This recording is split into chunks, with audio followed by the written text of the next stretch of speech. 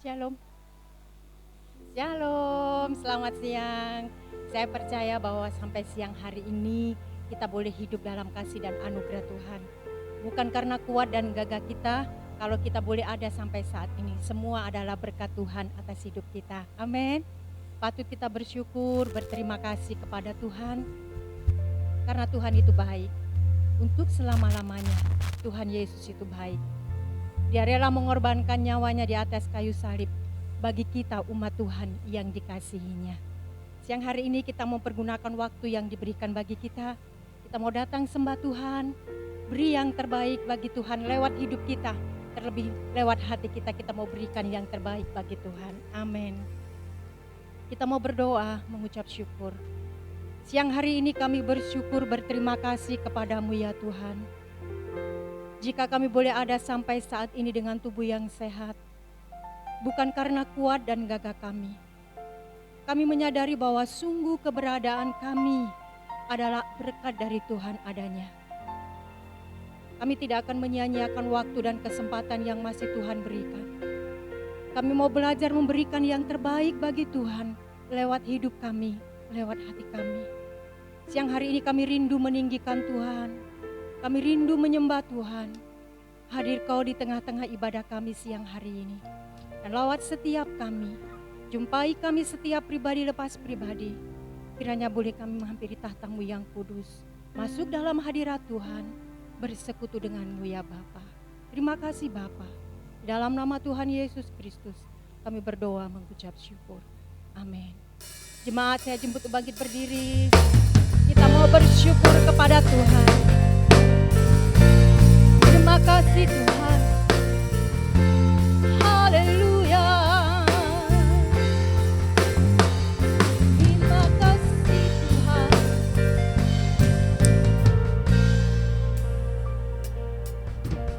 Alam semesta melukiskan kebesaran Tuhan. Bumi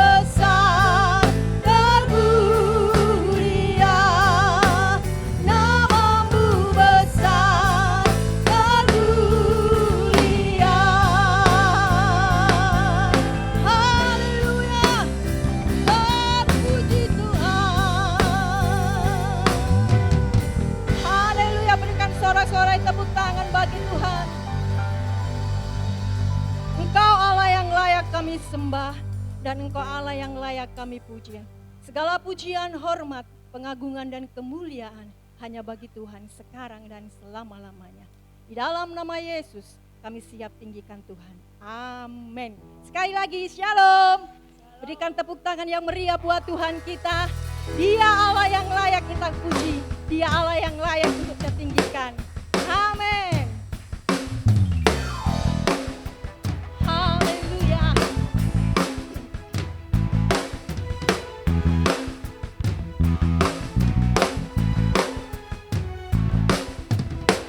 Terpujilah nama-Mu Tuhan, kuat dan penuh kemuliaan. Satu suara kami nyatakan, kebesaran-Mu tetap selamanya. Terpujilah, terpujilah nama-Mu Tuhan, ajaib dan penuh keagungan. Satu hati kami nyatakan, kerajaan-Mu kekal selamanya.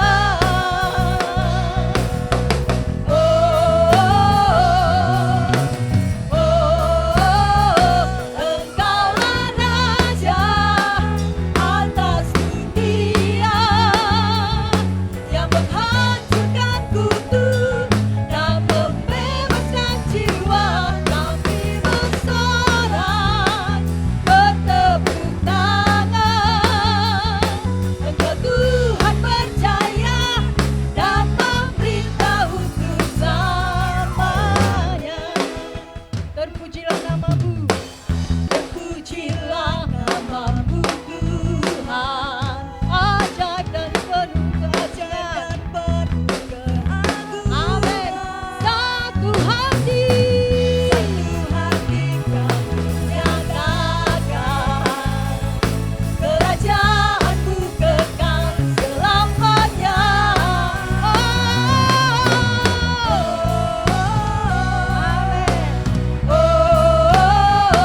Engkaulah Raja atas dunia, yang menghancurkan kutu dan membebaskan jiwa. Kami bersorak, bertepuk tangan. Engkau Tuhan percaya dan memerintah untuk Engkaulah Raja atas dunia, yang menghancurkan kutu dan membebaskan jiwa. Engkaulah Raja atas dunia, yang menghancurkan kutu dan membebaskan jiwa. Kami bersorak, bertepuk tangan. Engkau Tuhan percaya dan memerintah untuk selamanya.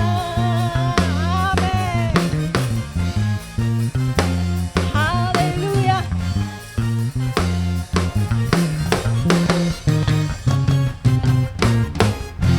Amin.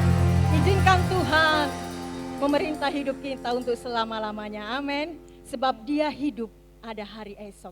Jangan ragu-ragu, Dia Allah yang hidup, memegang hari esok kita.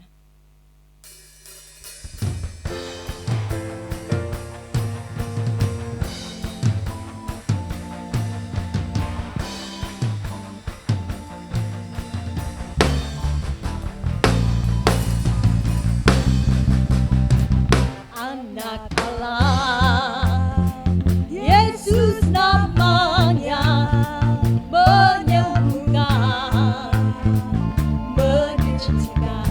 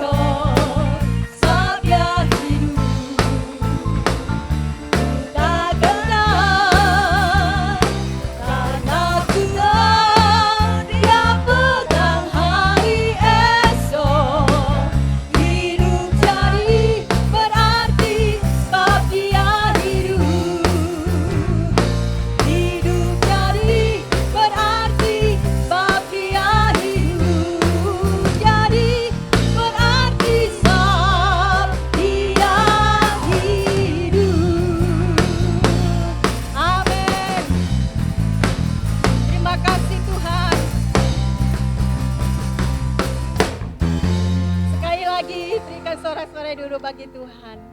Dia hidup pada hari esok. Jangan takut lagi dalam mengiring Tuhan.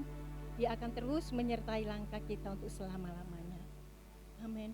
Teduhkan hati untuk kita mendengarkan firman Tuhan. Biarlah Tuhan senantiasa memberikan kekuatan lewat kebenaran firman yang sebentar boleh kita dengar. Terima kasih Bapa. Haleluya.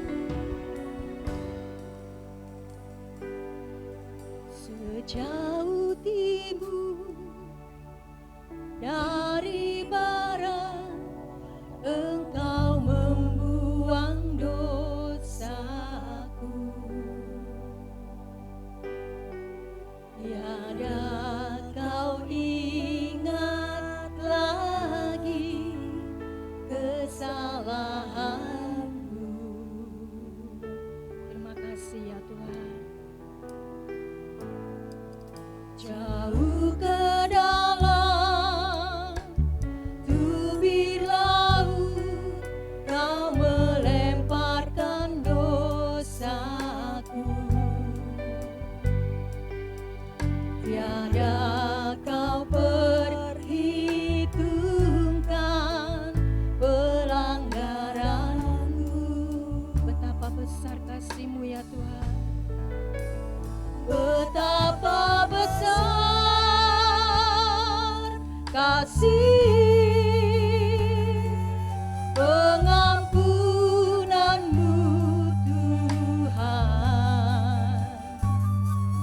Tak kau pandang hina hati yang hancur.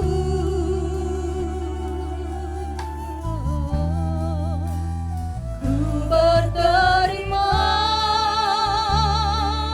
kasih kepadamu ya Tuhan. Pengampunan yang kau beri, pulihkanku. Mari dengan hati kita naikkan pujian ini di hadapan Tuhan.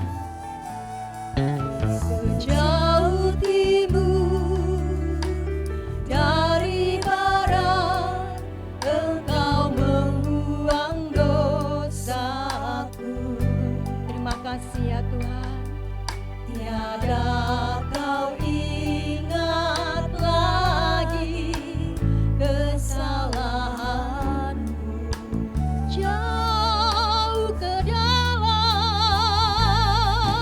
jauh ke dalam tubir laut, kau membuang dosa kami. Terima kasih. Terima kasih.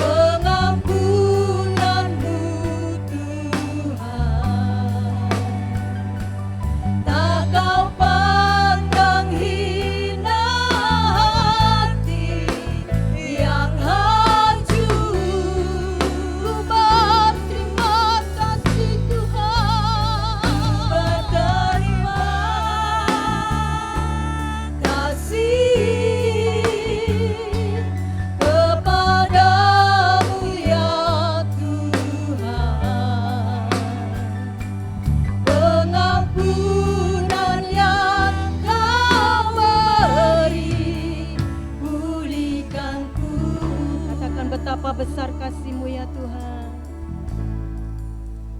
Betapa besar kasih. Ini yang menjadi pengakuan kami di hadapan-Mu ya Tuhan. Pengampunan-Mu Sungguh besar kasih dan pengampunan. Amin. Tak Kau pandang hina hati yang hancur. Kami mau berterima kasih ya Tuhan buat anugerah. Ku berterima kasih. Mimbar selanjutnya kami serahkan kepada hamba-Nya. Kepadamu ya Tuhan, pengampunan yang Kau beri, pulihkanku. Ku berterima kasih. Ku berterima kasih kepadamu ya Tuhan, pengampunan yang Kau beri, pulihkanku.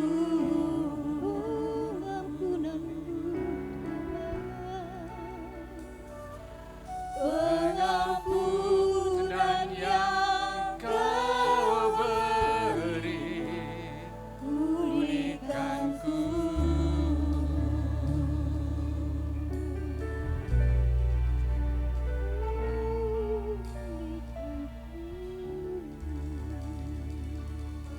Bukti yang nyata pengampunan Kau berikan kepada kami adalah kematian di atas salib.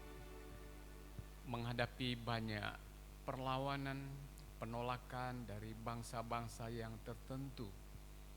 Dengan demikian kesalahan kami Tuhan sudah selesaikan dengan Bapa. Dan kami berhak menjadi anak-anak Bapa. Kami berhak berada di dalam keluarga Bapa, keluarga kerajaan sorga. Segala berkat itu menjadi milik kepunyaan kami. Tuhan Yesus, terima kasih banyak untuk perjuangan dan kerelaan Bapa menyerahkan Kristus menjadi pengganti kami dalam hukuman dan kutukan, kemiskinan, kependeritaan. Tuhan, terima kasih banyak. Dan pada siang hari ini kami ada di dalam rumah-Mu. Kami rindu Tuhan hadir di dalam ibadah kami, mendapatkan, menjumpai kami, agar kami mengerti hidup ini, bahwa hidup ini ada Tuhan di dalamnya. Terima kasih Tuhan, beri kami sehat, beri kami juga fokus, berikan suasana yang baik. Kami boleh duduk dalam rumah ini, seberapa banyak kami datang diberkati Tuhan. Jemaat yang ada di rumah juga yang sedang beribadah, sedang berdoa, konsentrasi, diberkati Tuhan semuanya. Tuhan pasti dipermuliakan. Ampuni akan segala kesalahan kami dan kuduskan kami supaya layak kepada Bapa di sorga dalam nama Yesus. Haleluya, haleluya. Siap diberkati, mari katakan amin, amin. Shalom, silakan duduk, Tuhan memberkati. Berkenan AC di sebelah kiriku dimatikan, terima kasih banyak.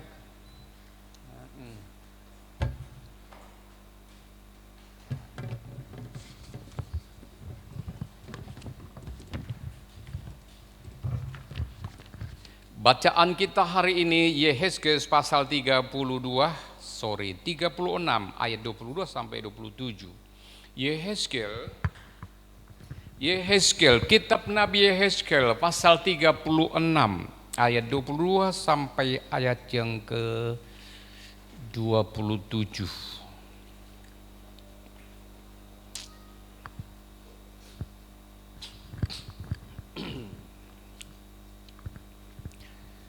Saya tunggu Bapak Ibu Saudara terkasih buka baik-baik.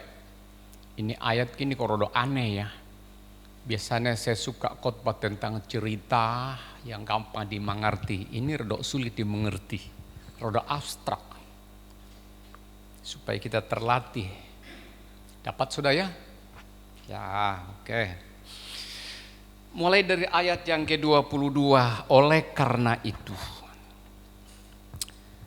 Oleh karena itu katakanlah kepada kaum Israel, beginilah firman Tuhan Allah, bukan karena kamu aku bertindak. Saya mau ulang-ulang yang sangat penting yang menjadi perenungan. Bukan karena kamu aku bertindak, hai kaum Israel, tetapi karena namaku yang kudus. Lagi, bukan karena kamu aku bertindak, hai kaum Israel, tetapi karena namaku yang kudus, yang kamu najiskan itu di tengah-tengah bangsa di mana kamu datang.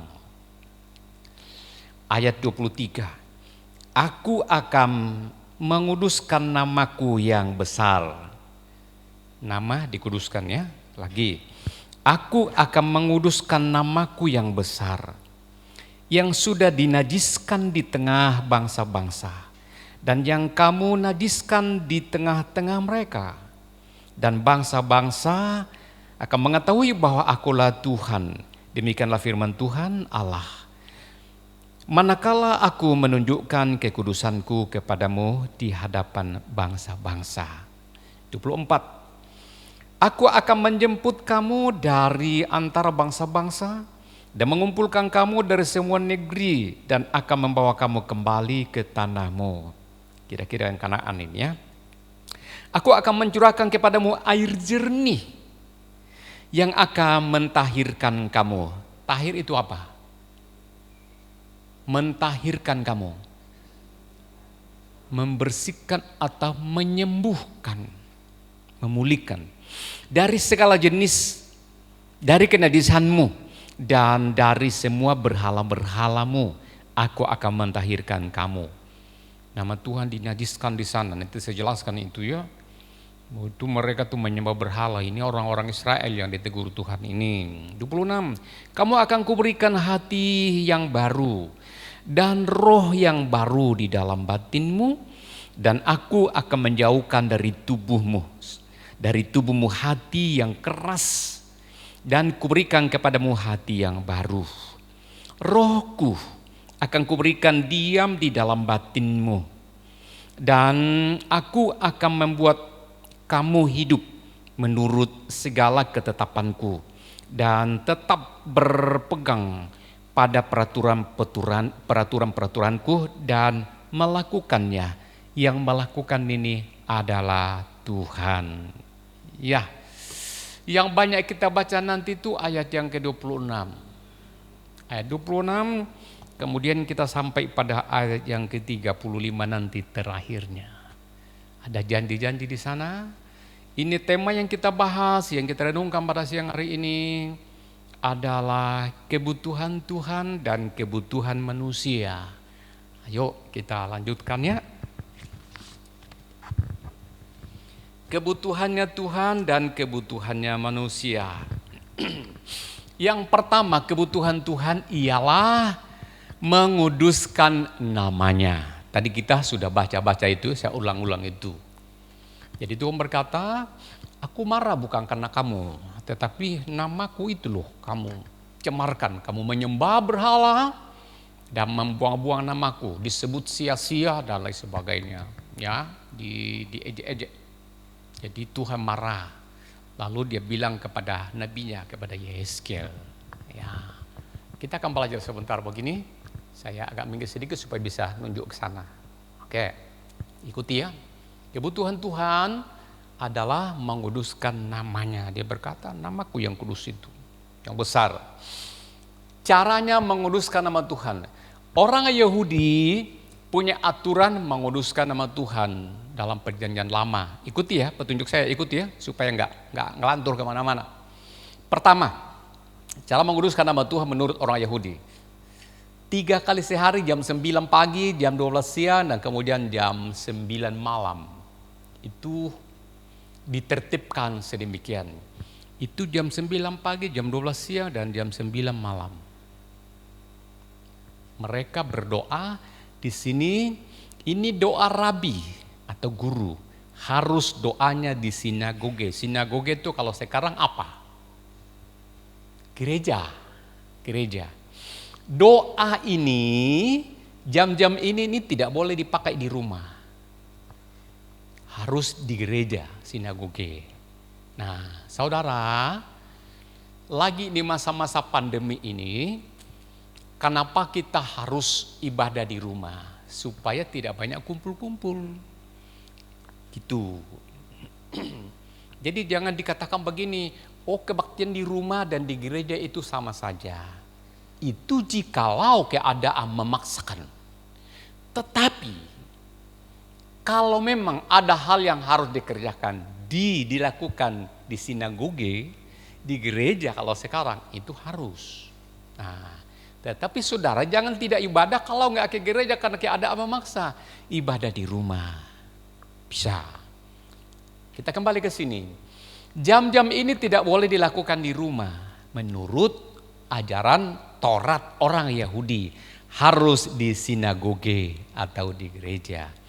Yang melakukan ini orang tertentu, yaitu rabi. Rabi itu guru. Atau kalau di gereja Protestan itu guru jemaat. Atau pendeta, romo, pastor, dan lain sebagainya. Pemimpin-pemimpin itu harus di gereja dilakukannya. Oke, kita lanjutkan lagi. Kemudian 5 kali sehari bebas waktu dan tempat. Ingat, ini yang kedua. 5 kali 1 hari bebas waktu dan tempat. Tetangga kita berdoa tertib 5 kali 1 hari itu wajib. Orang Kristen rodok kebablasan saking bebasnya. Kadang nggak doa sak karap-karapnya. Pagi-pagi tuh saya bangun jam 3 sudah bunyi Allahu Akbar Allah. Saya bangun, saya merenung. Tertib ya. Itu kan enaknya tidur. Maling, ganas-ganas yang maling itu jam-jam 3. Kok tertib mereka ya? Kenapa sih? Sebenarnya yang mana? Tergantung. Tetapi tertib itu baik. Nah, karena saya merasa tertuduh, saya sembahyang, saya berdoa, menyembah Tuhan. Mereka bisa kok, kenapa kok nggak bisa? Mulai mikir, ini kita rada kebablasan ini. Tidak ada kewajiban sehingga kita kadang-kadang itu sakarap-karap. Saya percaya dah. Saya percaya, pasti di antara kita banyak tidak doa kalau bangun. Keburulah.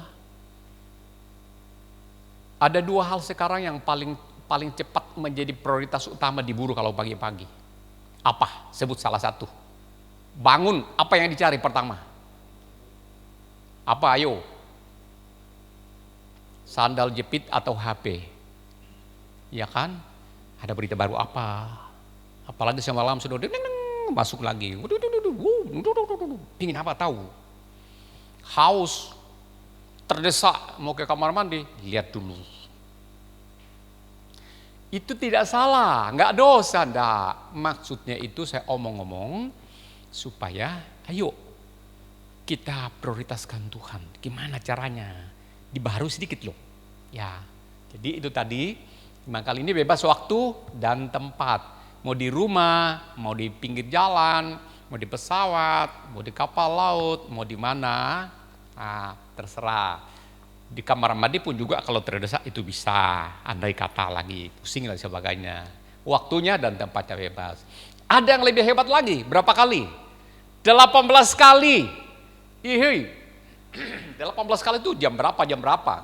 Nah, doa orang yang tidak dapat ke sinagoge. Ini nih, jadi kasih kebebasan sakarap-karapmu.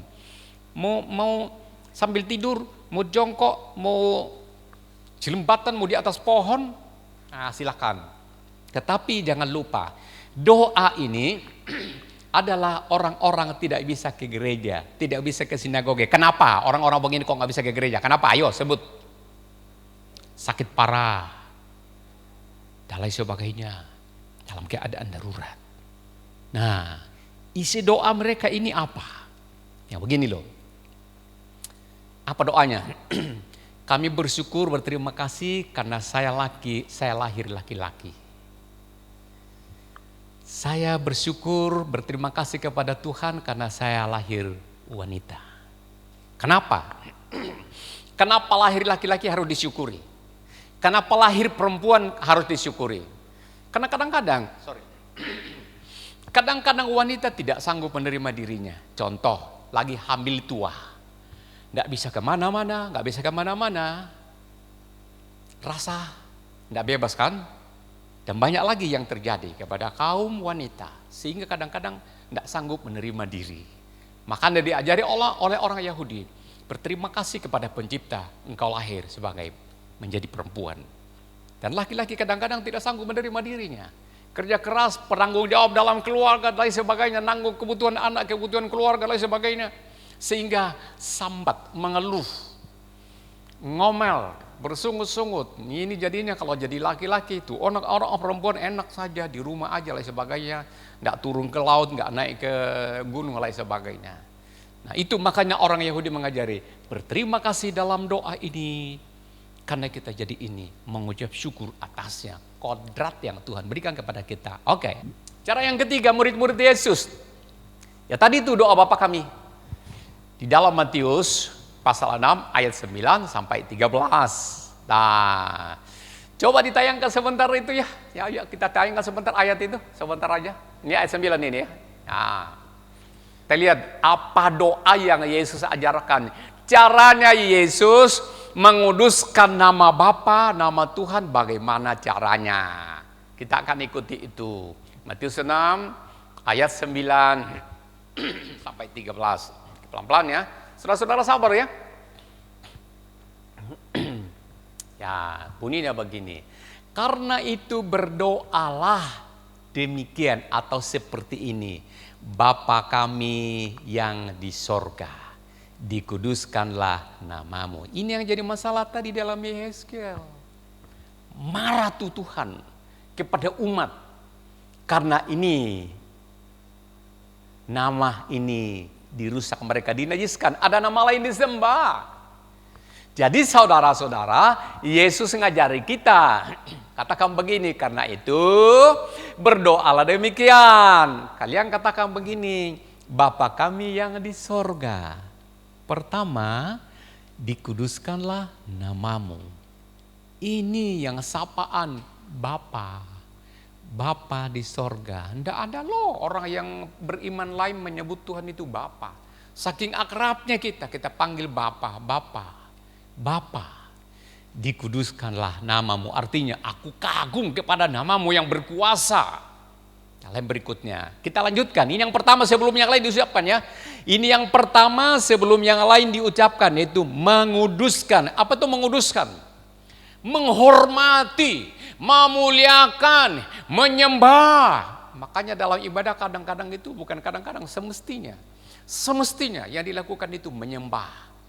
Saya dengar, saya putar khotbahnya Chris Manusama, dia bilang 8 tahun GBI Rock di Ambon tidak boleh terima tamu dari mana-mana. Karena kenapa? Yang dibahas di dalam setiap ibadah raya yang dihadiri orang 5.000 orang itu, udah berapa kali kebaktian. Dia berkata, itu semua khotbahnya itu tentang menyembah. Tentang menyembah.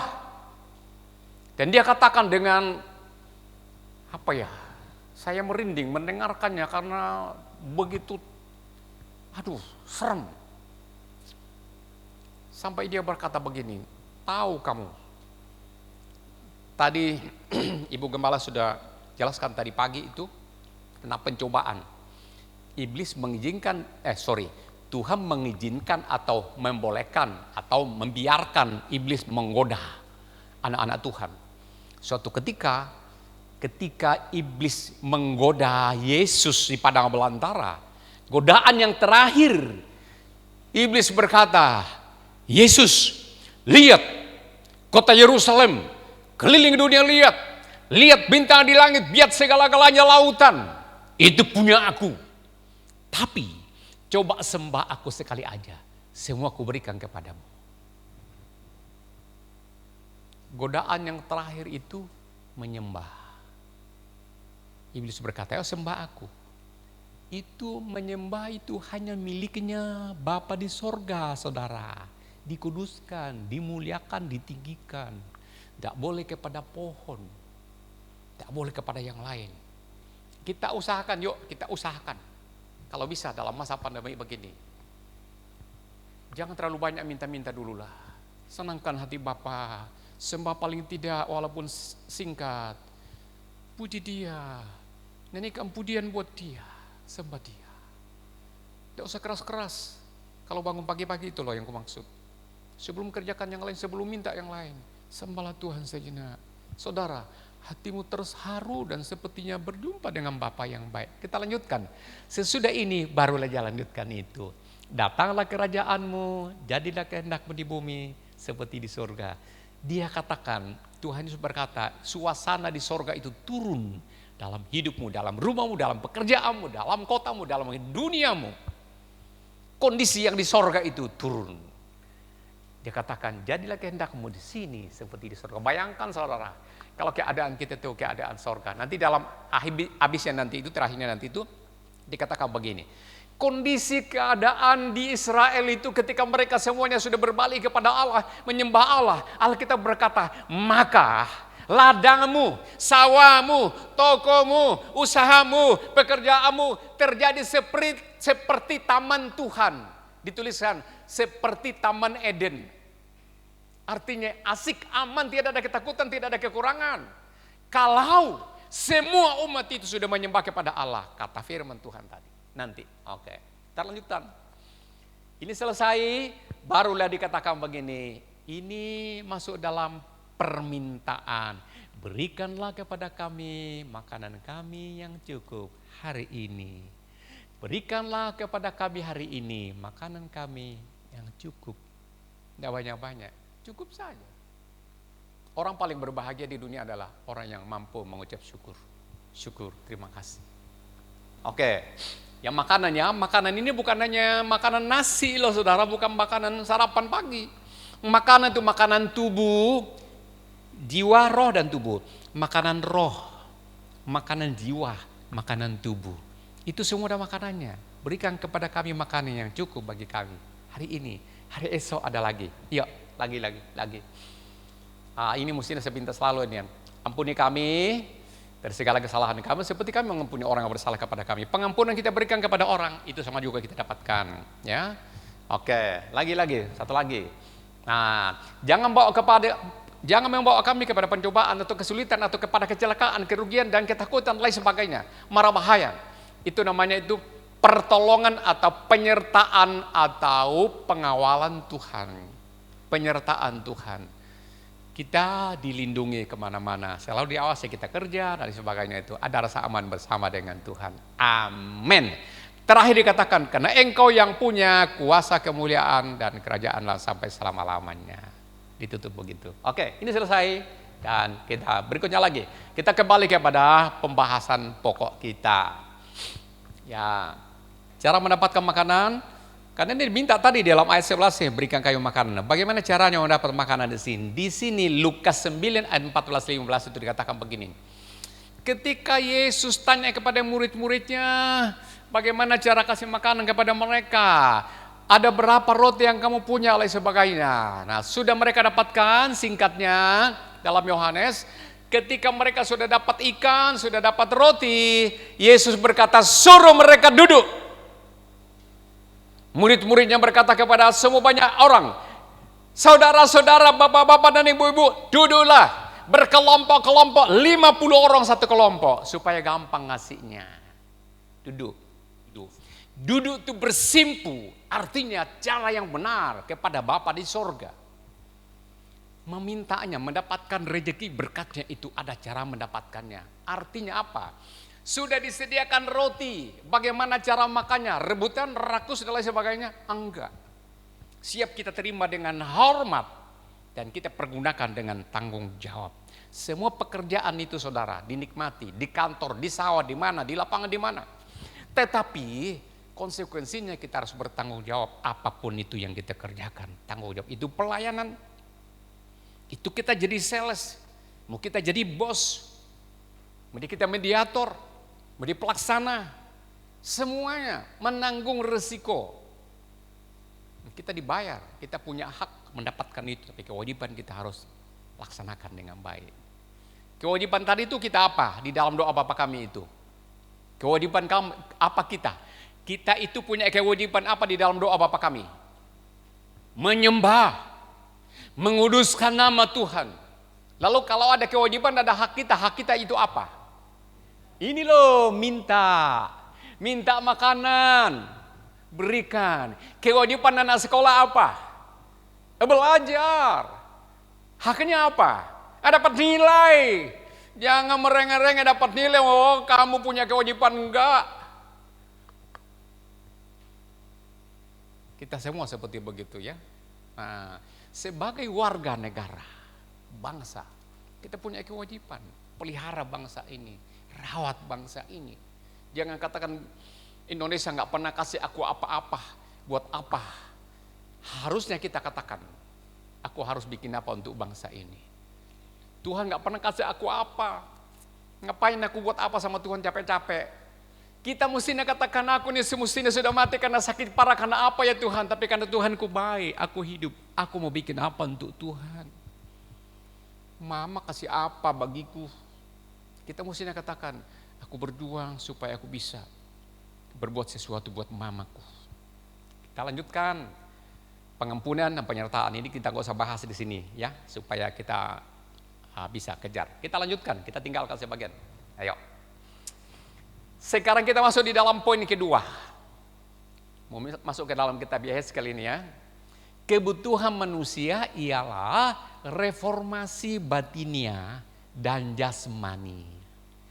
Mengubah, memperbaharui batin, kebutuhan batin.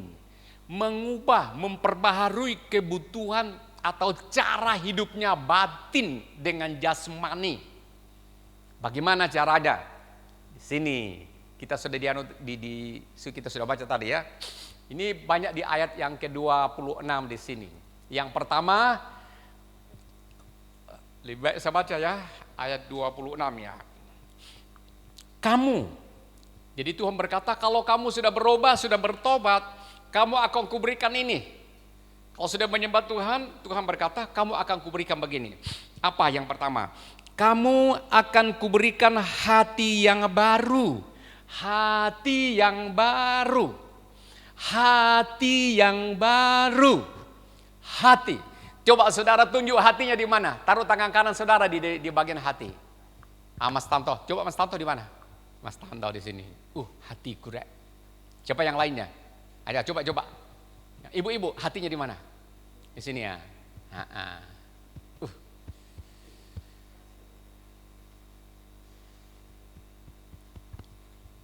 Bagimu apa yang paling dekat dengan hatimu? Apa? Jantungnya. Kayaknya enggak deh. Kayaknya HP-mu. HP-ku di mana ya? Di sini loh. Firman Tuhan bilang apa? Ayat 21-nya. Sini nih. Lihat di sini nih. Ia perlu dijaga baik-baik. Amsal ini balik lagi. Karena dekat dengan segala aset hidupmu. Pusat segala keputusanmu. Di sini asetmu, di sini dikatakan nih. Apa yang paling dekat di sini? Di mana ada hartamu, di situ juga ada hatimu. Dekat sekali dengan yang dipunyai. Barang baru itu memang kita harus pelihara. Berdosa loh. Berkat dari Tuhan kita sia-siakan, kita nggak urus baik-baik. Urus baik-baik. Tetapi jangan terpaku ke sana. Luka banget loh nanti apapun juga. Di mana ada harta kita, hati kita lengket di sana. Nah, biarlah Tuhan itu utama dalam hidup kita sebenarnya, tapi sulit ya. Nah, kita akan beranjak ke sana, pelan-pelan ke sana. Jadi di sini itu hati dalam hidup kita ini saya jelaskan sementara saudara-saudara. Di dalam pesawat ada benda yang mengetahui rahasia di dalam pesawat itu apa namanya? Kotak hitam. Ada benda di dalam pesawat itu mengetahui rahasia yang terjadi di dalam pesawat. Itu mungkin itu CCTV-nya pesawat. mana kotak hitam. Tahu kejadian yang terjadi. Kalau jatuh itu dibuka lalu lihat bagaimana terjadinya peristiwa itu. Nah saudara, dalam hidup seseorang, dalam badanku ini, dalam hidupku ini, ada satu kotak di sini nih. Buatlah di sini ya. Itu namanya hati. Itu mengetahui menyimpan semua rahasia dan kehendak ada di sini, di hati ini. Dikatakan ini hati baru. Hatinya mereka ini dulu sudah rusak. Dan Allah berkata, aku akan berikan kamu hati baru. Hati ini di dalam hidup kita ini ada pikiran. Pikiran itu selama ini dikatakan di dalam otak, kecerdasannya itu. Nah, ingatnya, memorinya di sini. Ini mata melihat, telinga mendengar, kemudian ini memikirkan, memikirkannya, merancangnya, baik itu jahat maupun baik.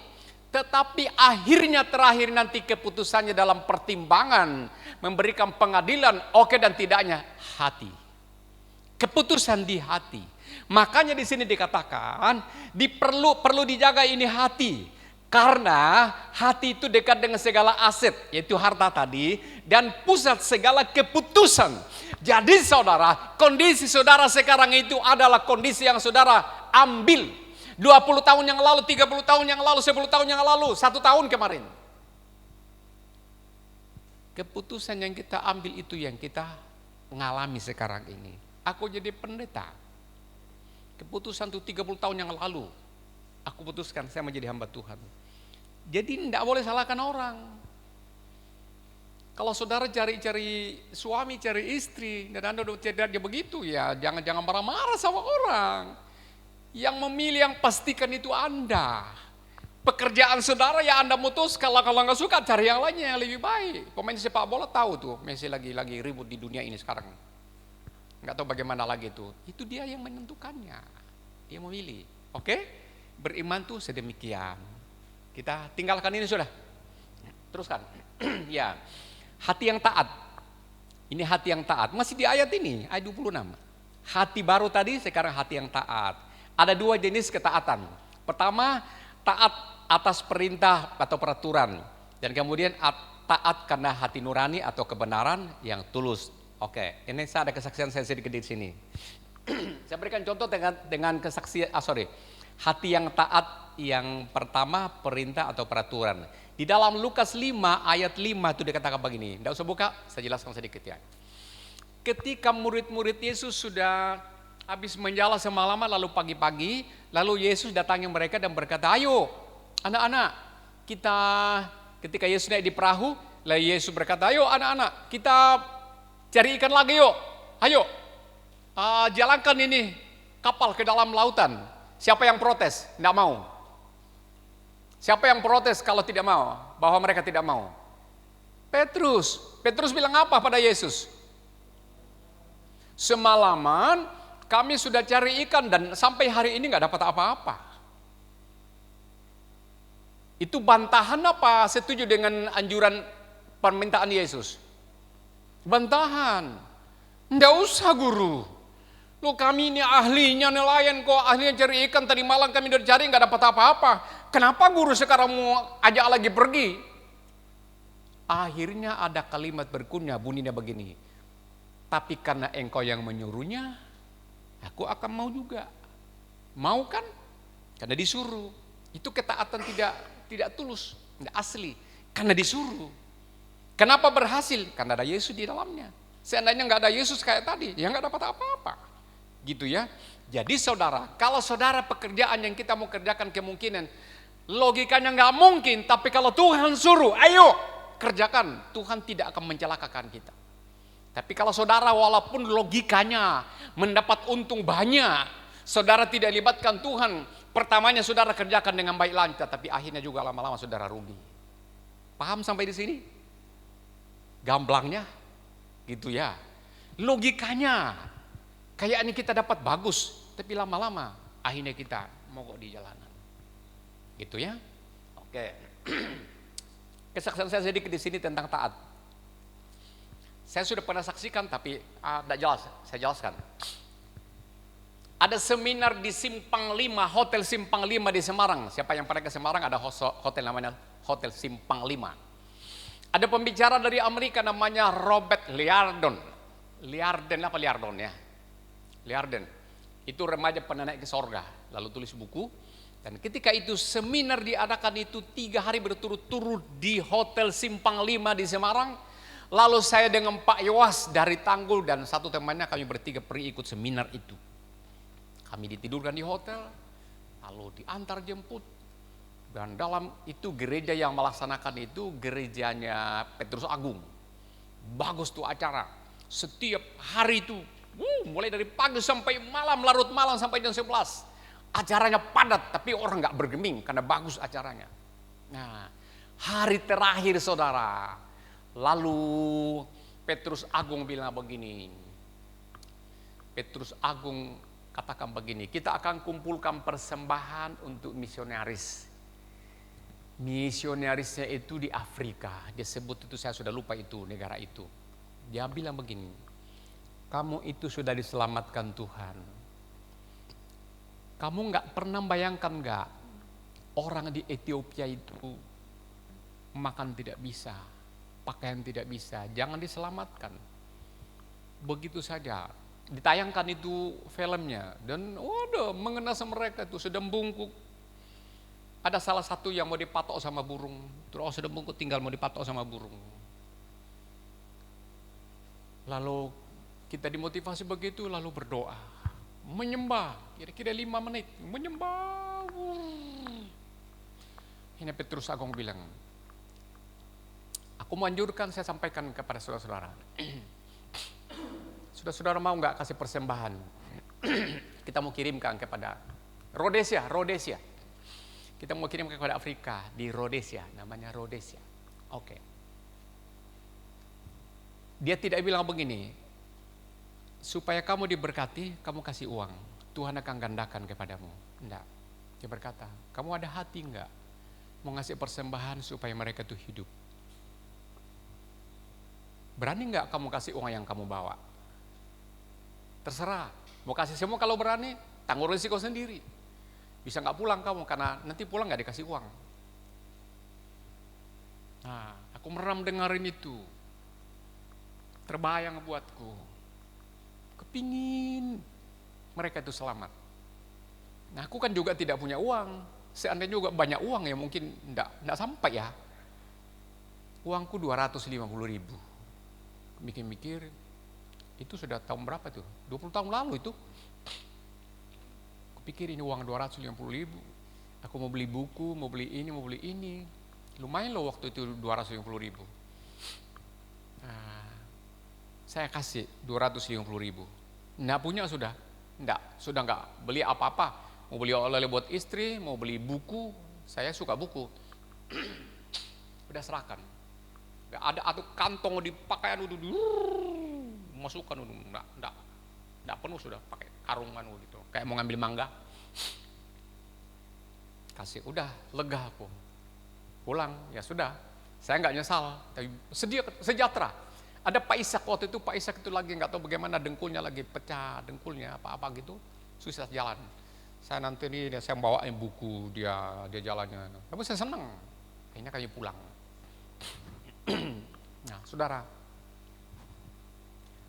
Sampai di Probolinggo itu dalam minggu itu saya senang sekali, bahagia banget itu. Saya cerita kepada istri, bilang sama istri, aku nggak bawa oleh-oleh, aku kasih persembahan buat Rhodesia. Maunya bagus itu, mau senang karena didukung. Nah, ini gereja ini sudah ada, ini belum ada keramik, masih cor-coran di sini. Doa puasa hari Kamis. Waktu itu saya jadi ketua Akorwil wilayah 7, Probolinggo, Lumajang, Jember, Bondowoso, Situbondo, Banyuwangi. Ada rapat di Sidoarjo.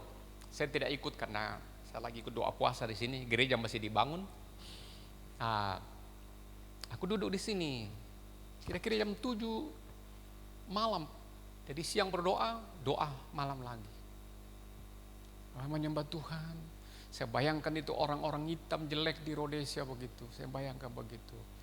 Lalu ada tangan di atas pundak aku 2. Bunyi begini. Dia berkata, anakku, doamu sudah kudengar. Aku noleh, Pak Samuel dari situ Bondo.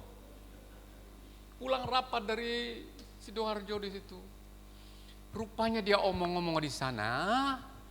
Ketika mereka tanya, mana ketua Korwil 7? Dia bilang, lagi bangun gerejanya, lagi juga membangun rumahnya. Iyo, siapa mau diberkati, dia butuh dana untuk beli genteng rumahnya. Rumahku itu loh, saudara tahu dulu, yang mungkin yang tahu dulu tuh rumahku cuma separuh, lucu modelnya. Aduh, ya kasih saya uang cukup untuk beli genteng. Tinggal dipotong 10%, lalu saya carikan genteng yang bagus, Bambe ya, Bambe yang KW2. Itu adanya dulu di Pir di sana itu, di Bangil itu. Tak cari di sana. Sampai sekarang tuh genteng rumahku tuh nggak ada yang lumut-lumutan itu. Walaupun itu masih KW2, tapi itu Bambe. Nah waktu itu saya juga, aduh kenapa beli yang bagus-bagus ya. Tapi nggak terlalu mahal karena KW2. Waktu itu saya bilang, waktu didoakan saudara, nggak dibilang sama Petrus Agung, kamu kasih supaya kamu diberkati. Enggak. Saudara, kalau kita kasih begitu, kita memancing, enggak dapat loh. Berikan dengan tulus saja. Mau kasih orang yang diperlukan, kasih Tuhan kepada siapa? Penginjilan kepada mana? Atau di gereja? Jangan saudara berharap supaya saya diberkati begini-begini. Tuhanlah yang tahu itu. Kalau Anda menanamnya dengan hati, biji apa, benih apa yang saudara tanam, Tuhan mikirin. Saudara nggak usah mikirin. Tuhan itu tidak buat kita kecelakaan kok. Enggak. Dia nggak mencelakakan, dia tidak merugikan. Dia akan rawat kita. Saudara, itu dalam ketaatan. Hatiku ikuti hatiku yang baru. Hatiku yang taat, kuserahkan. Tuhan akan mempedulikannya. Ayo terakhir. Apa tadi ya? Roh yang baru. Masih ada di sini nih. Jadi roh yang baru tadi itu hati yang baru, hati yang taat, sekarang roh yang baru. Roh yang baru, kita akan memulai cara hidup kita yang baru. Dengan roh yang baru tadi itu, dikatakan bahwa umat itu berubah hidupnya. Hati yang baru, hati yang taat, roh yang baru. Mereka tidak menyembah lagi kepada pohon, kepada gunung. Ada namanya Gunung Seir.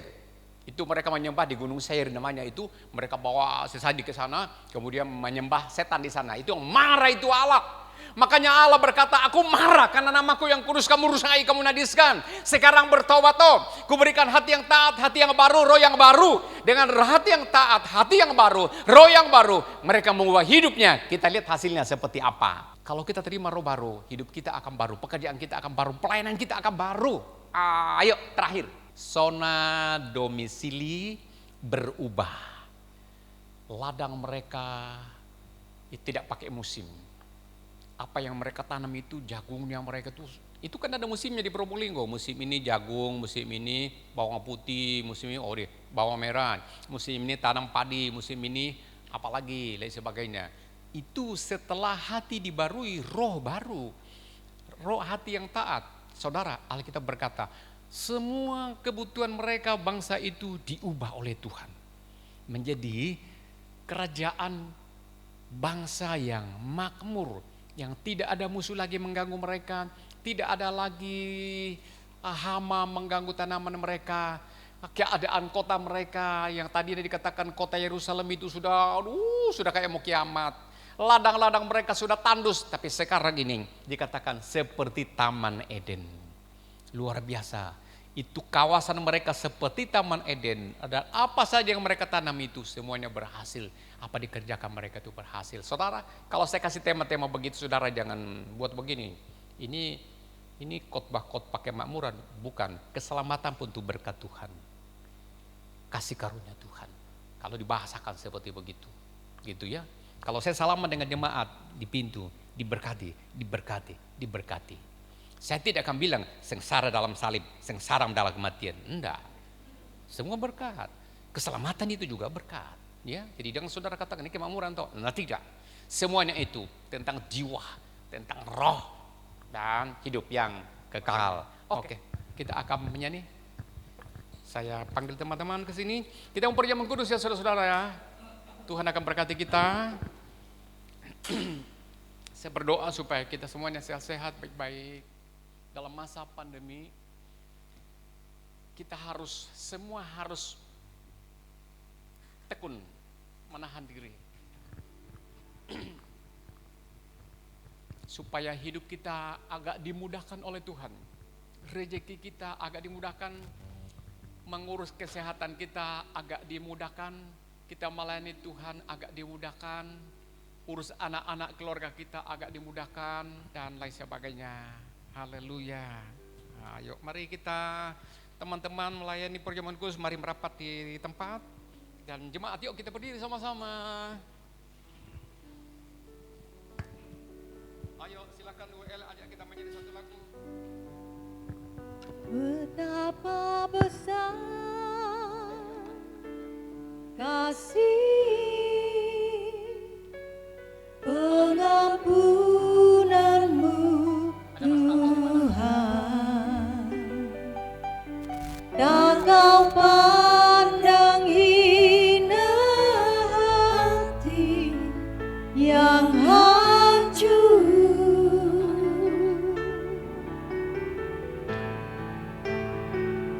Berterima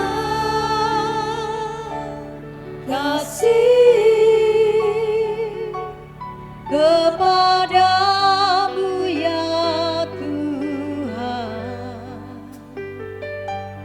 pengampunan yang Kau beri pulihkanku.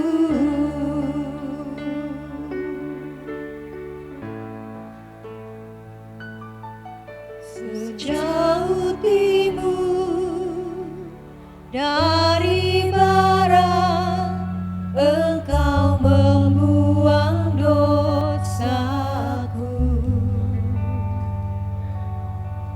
Tiada Kau ingat lagi kesalahanmu.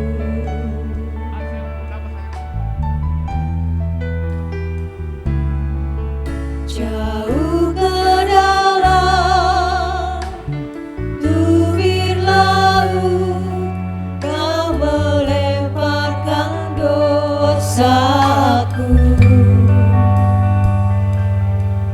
Tiada Kau perhitungkan pelanggaranku.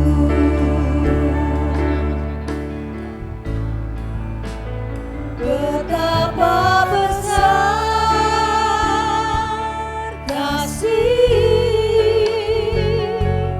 pengampunanmu Tuhan, tak Kau pandang hina hati yang hancur.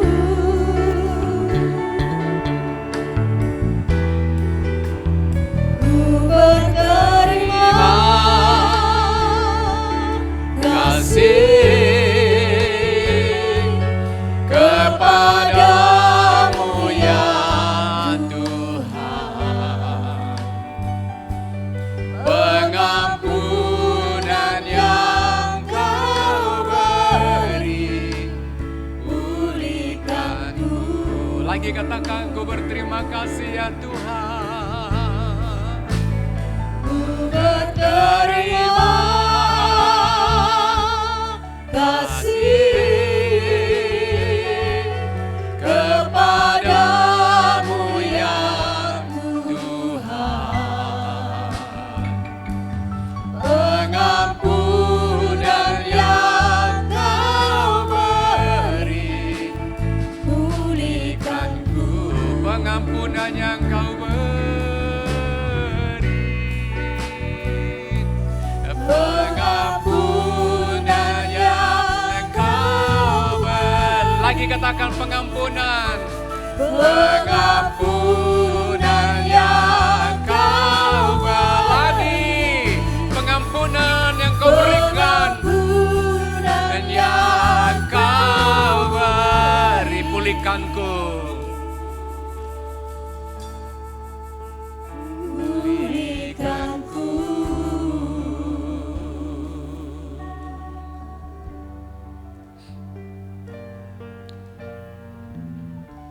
Mari pada tangan kanan kita angkat roti. Pada tangan kanan kita angkat roti. Coba saudara sejenak merenung. Sekarang kita hidup di masa pandemi. Masa virus. Pernahkah kita bayangkan bahwa Tuhan itu menolong kita? Dia jamah kita, Dia kawal kita dalam kesulitan. Tahukah saudara, kesulitan luar biasa masa-masa kini. Cari makan susah, cari pekerjaan susah. Mari kita semua menahan diri. Dan kita penuh dengan sabar, dengan tekun. Kita perlu Tuhan. Tolong Tuhan ampuni kami. Supaya kota kami tidak tandus. Supaya pekerjaan kami tidak tandus. Supaya keadaan kami tidak sakit-sakitan. Karena kalau tidak semakin sengsara.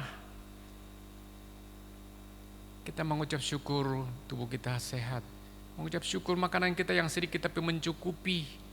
Kita mengucap syukur anak-anak kita dalam keadaan baik dan belajar dengan baik walaupun dalam keadaan sangat minim.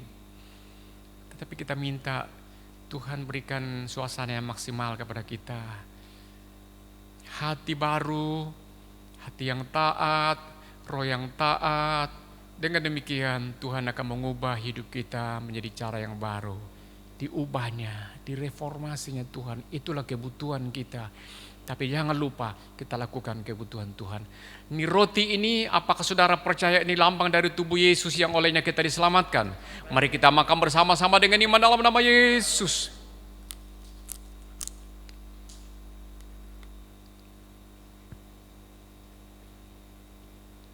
Pengampunan Kau berikan Tuhan begitu berharganya buat kami.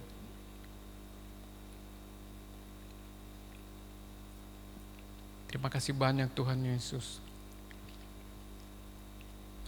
Tuhan tolong setiap orang keluarga dalam rumah kami semuanya sehat-sehat. Semuanya bisa makan, minum. Apa yang dikerjakan dijangkau tangan kami kerjakan. Kami percaya diberkati Tuhan itu. Mari kita angkat pada tangan kanan kita cawan ini. Yesus berkata setiap kali kamu minum cawan ini kamu ingat kematian kebangkitanku. Ingat kebaikan Tuhan. Tuhan tidak akan mencelakakan saudara. Miliki hati yang taat, hati yang baru. Miliki roh yang baru yang Tuhan kasih itu. Supaya kita kerjakan hal-hal yang baru. Dan hidup kita diperbaharui. Saudara percaya sungguh-sungguh bahwa ini cawan ini adalah lambang dan simbol dari darah Yesus yang olehnya kita diselamatkan. Mari kita minum bersama-sama dengan iman dalam nama Yesus.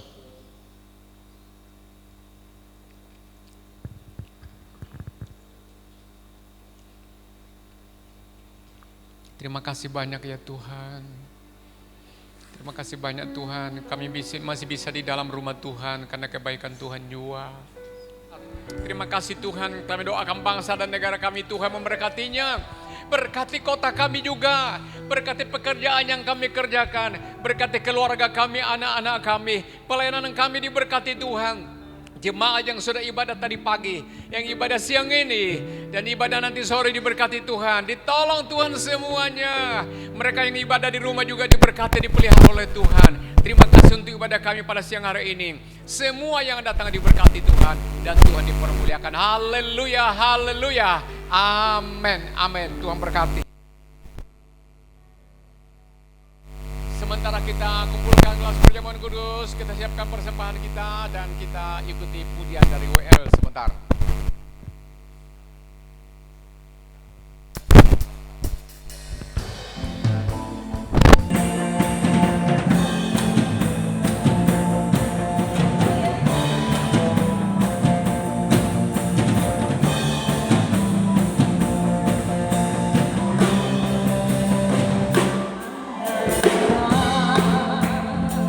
Yesus namanya, menentukan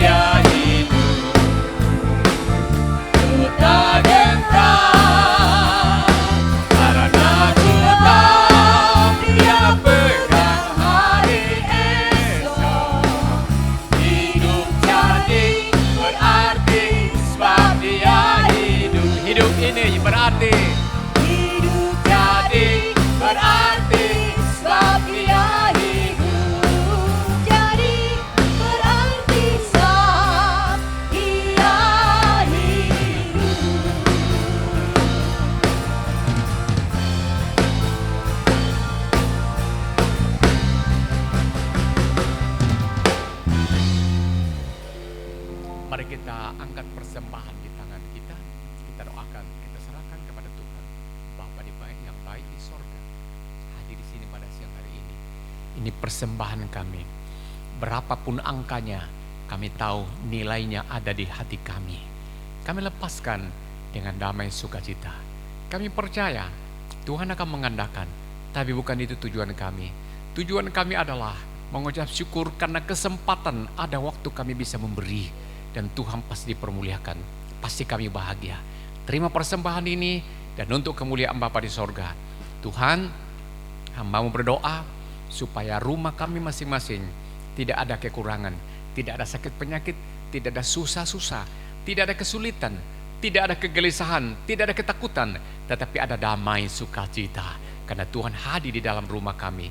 Pekerjaan apa kami kerjakan Tuhan, pasti diberkati Tuhan. Pelayanan apapun yang kami terlibat di dalamnya, pasti menjadi berkat, menguatkan kami dan jadi berkat bagi orang lain. Pemerintah bangsa kami sudah doakan. Sekarang kami mau pulang, Tuhan memberkati. Saudara, kita angkat dua tangan kita dengan iman. Pulanglah saudaraku kekasih Yesus. Setelah terima berkat dari Tuhan, dari Bapa di sorga, berkat rohani, berkat kekuatan, berkat finansial, berkat pemahaman dari firman Tuhan, dan kasih karunia limpah-limpah dalam Yesus Tuhan. Roh Kudus terasa melampaui segala pikiran dan akal kita, selalu bersama dengan kita. Berkat ini menjadi kesukaan buat kita. Tuhan pasti permuliakan hari ini dan selama-lamanya, dalam nama Tuhan Yesus. Haleluya.